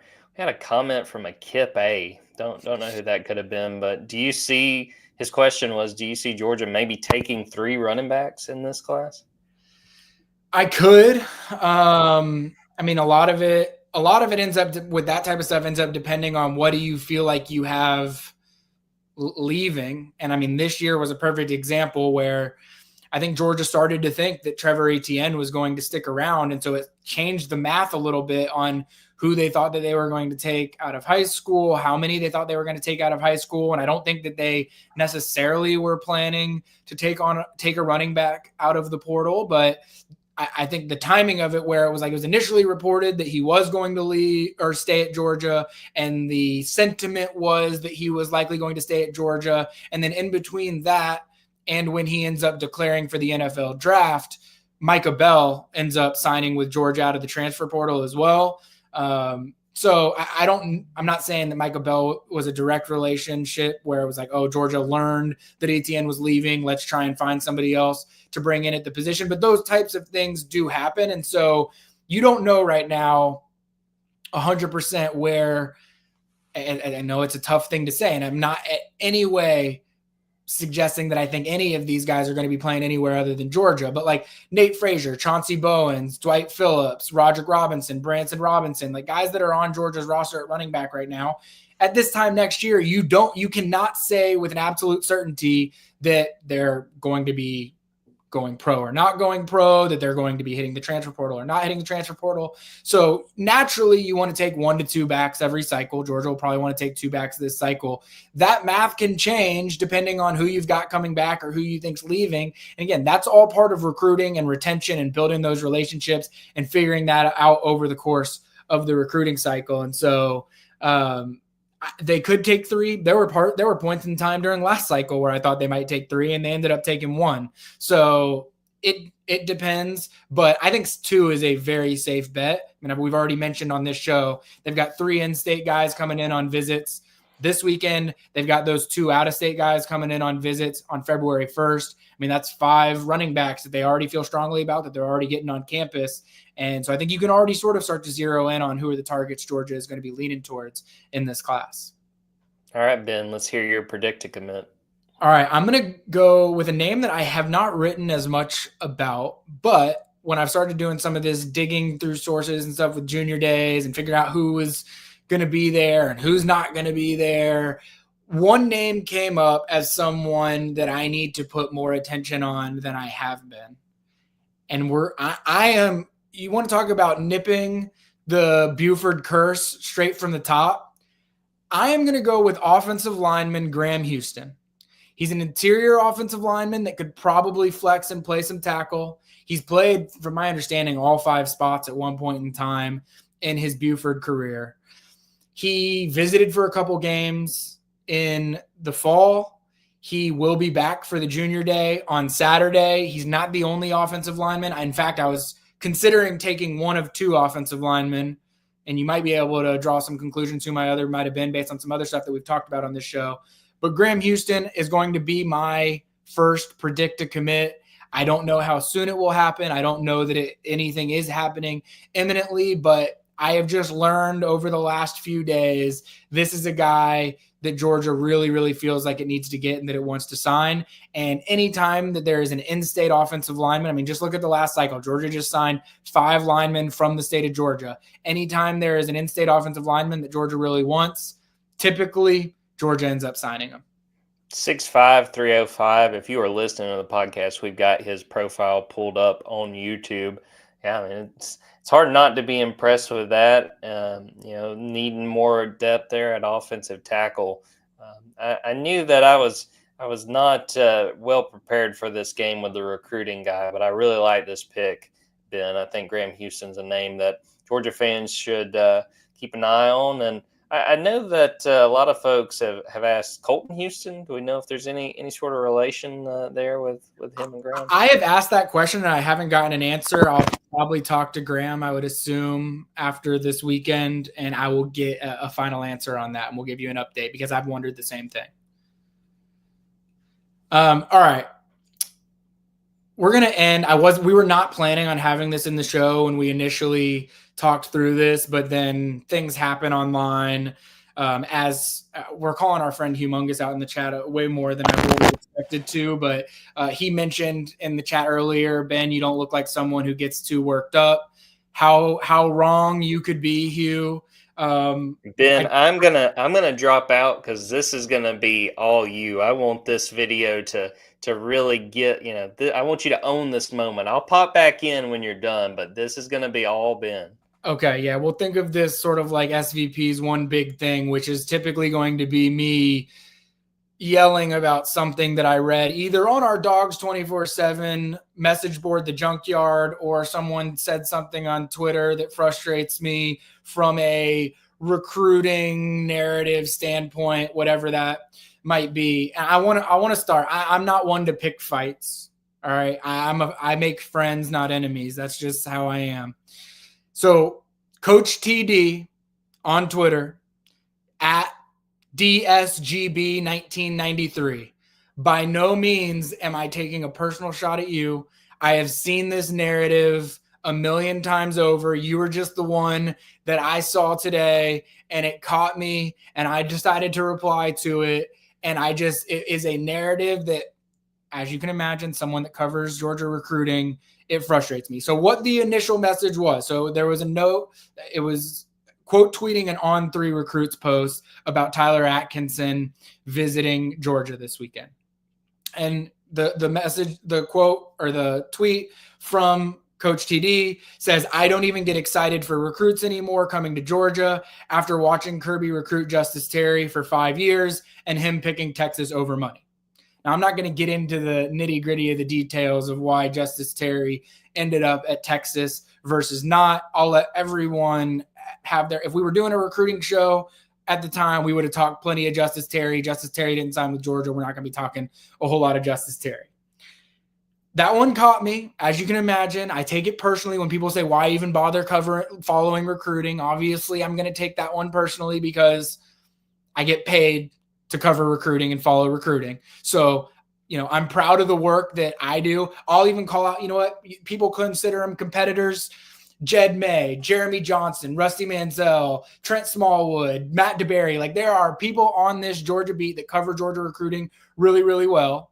And there's this notion out there that you shouldn't follow recruiting because who cares? It's all just going to change at the end. And I just want to say that I think that is an absolute nonsense narrative. Are there examples? Can you point to the Justice Terry and say, oh, Georgia recruited him for 5 years and he ended up going to Texas? Yeah, you can. You know who else recruited him for 5 years? Texas recruited him for 5 years. Maybe Texas didn't recruit him as long as Georgia did. I'll be the first to acknowledge that in that specific situation. But yes, of course, there are going to be examples of guys that Georgia recruited and didn't end up signing. It's just the nature of the beast. But the reality is, when you are a Georgia fan in particular, not every program is as blessed by the roster management approach that Georgia takes to be able to say this. But I can say this definitively about Georgia. And I'm just going to call out just from the last cycle. Zayden Walker, Elijah Griffin, Elias Williams, Juan Gaston, Cortez Smith, Talyn Taylor. Talyn Taylor maybe a little bit later than some of the others. But those are just a handful of guys just from the last signing class that Georgia recruited for multiple years, in many cases 4+ years. I mean, just looking at Zayden and Elijah and Elias and Juan, Georgia's been recruiting them since they were 8th graders going into their 9th grade year. Every single one of them not only signed with Georgia, but there was basically no recruiting drama that went in to any of them.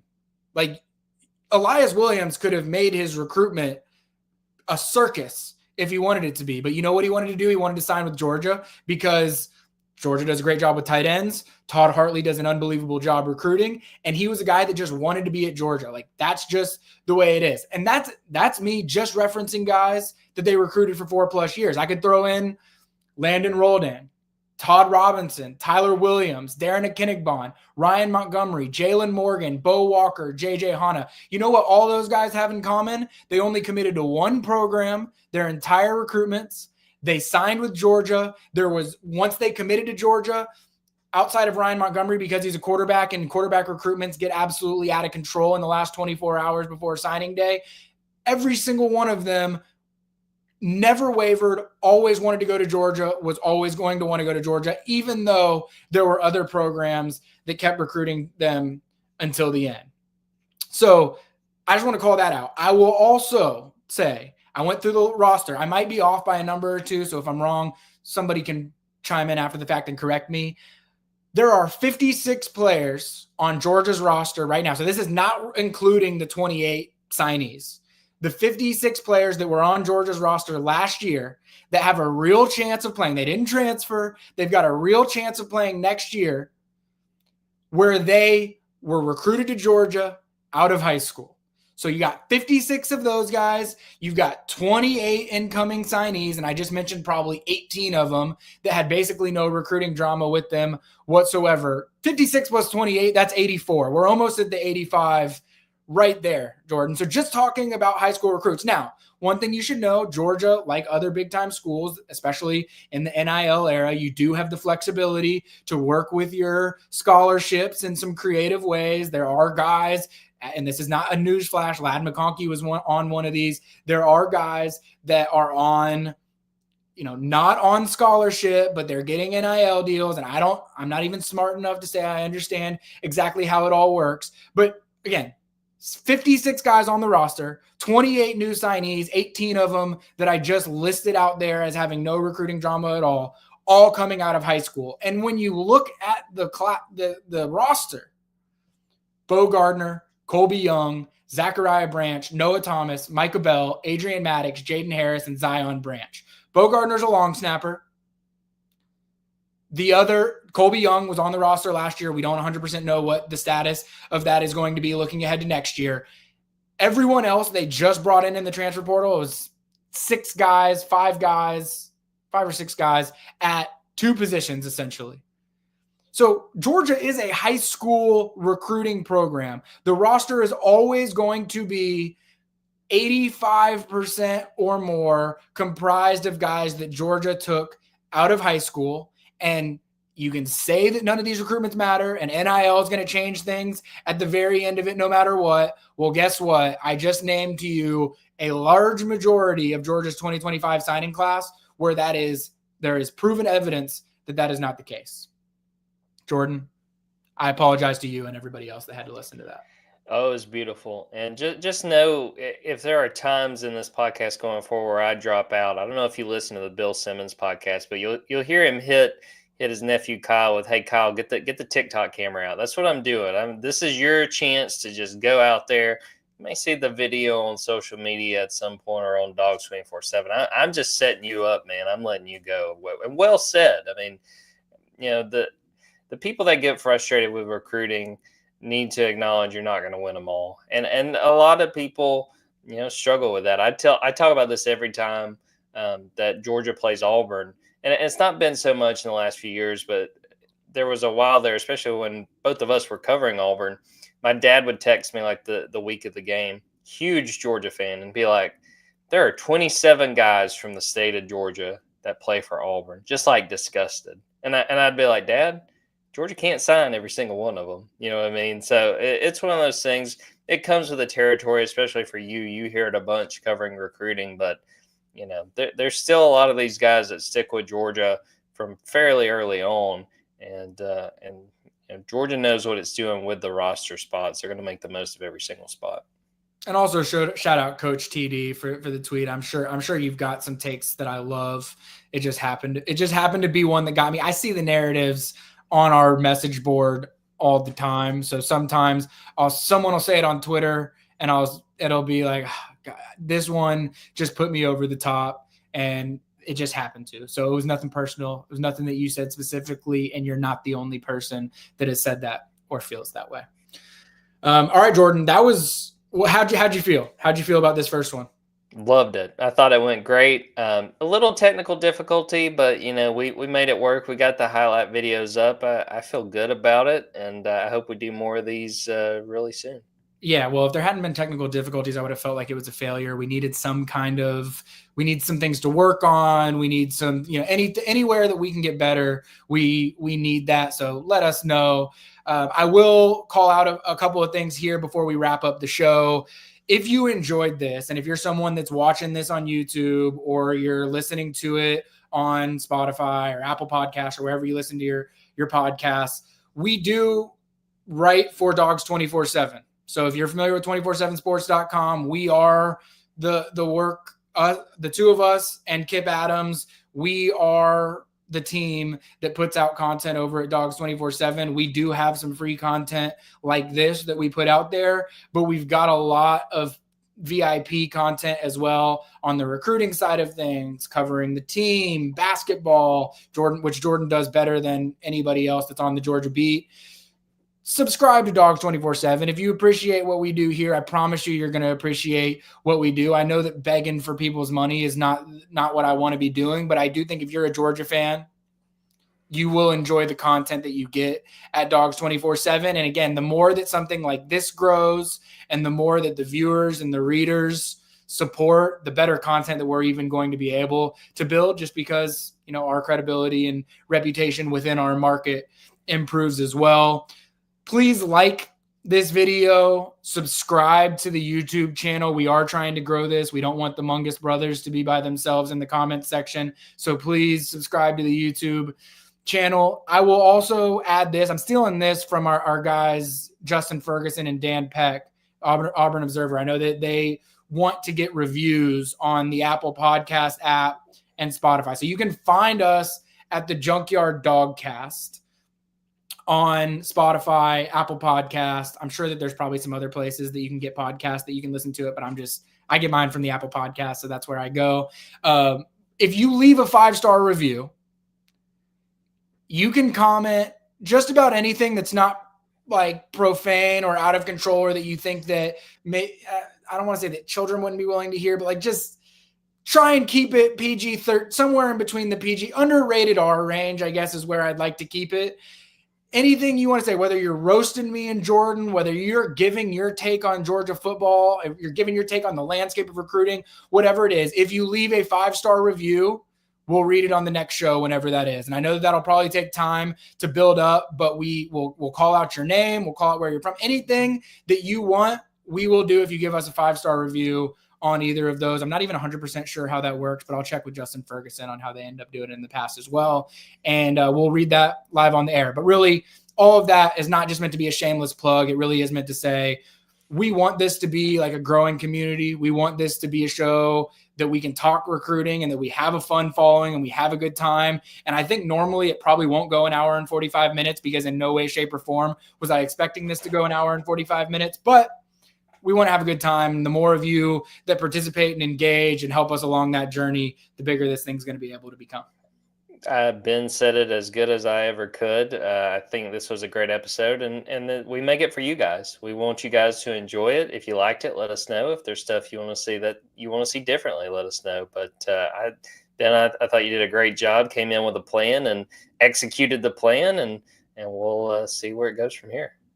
All right, guys. So with that, our first ever edition, I hope this is the first of thousands, edition of the Stay Wolk UGA recruiting show with Jordan Hill, which I'm going to force that with Jordan Hill as much as I possibly can, since I noticed you didn't put it in the title of the show. Stay Wolk UGA recruiting show with Jordan Hill. For Jordan Hill, I'm Ben Wolk. We'll see you guys next time.